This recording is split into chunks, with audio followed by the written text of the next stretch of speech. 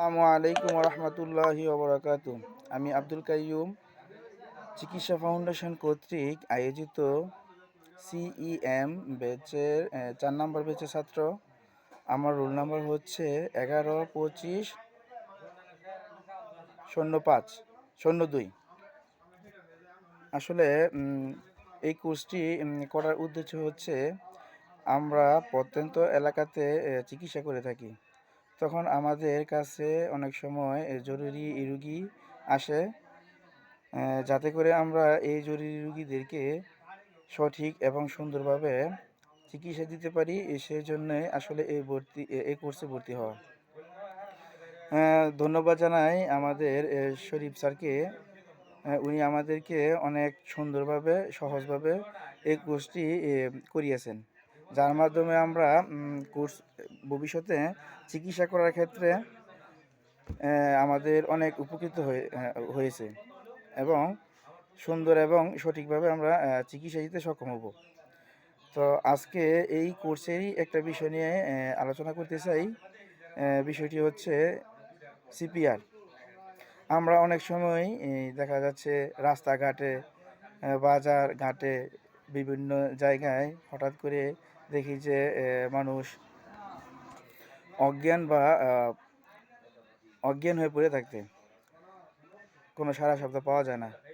তখন আমরা ওই লোকটিকে ধরে একটি নিরাপদ জায়গায় নিয়ে যাব। নিরাপদ জায়গায় নিয়ে তখন আমরা ওনার প্রথমে আমরা দেখব শ্বাস ঠিকমতো যাচ্ছে কিনা, নিতে পারছে কিনা। তারপর তার পালস আমরা দেখব এবং বুক উঠানামা ঠিকমতো করে কিনা তা দেখব। এরপর দেখব আমরা ওর ঠিকমতো রেসপন্স পাচ্ছে কিনা। আমরা ওনাকে ডাকবো কাঁধে ধরে। ওনার যদি কোনো সারা শব্দ দেয় তবে ভালো, যদি না দেয় তাহলে আমরা সাথে সাথে সিপিআর শুরু করব। সিপিআর হচ্ছে কার্ডিওপালমোনারি রিসিস্টেন্ট প্রক্রিয়া, যার মাধ্যমে একজন মানুষকে মৃত্যুর মুখ থেকে ফিরিয়ে নিয়ে আসা যায়। এটি জীবন রক্ষাকারী হিসেবে কাজ করে থাকে।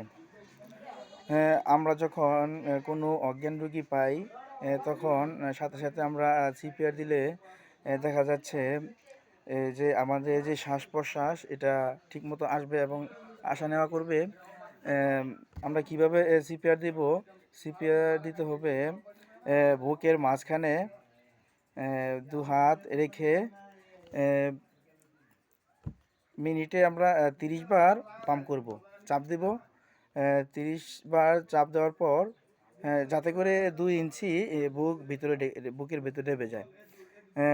এরপর আমরা 30 বার দেওয়ার পর মাউথ টু মাউথ আমরা শ্বাস প্রবেশ করাবো ফুসফুসে।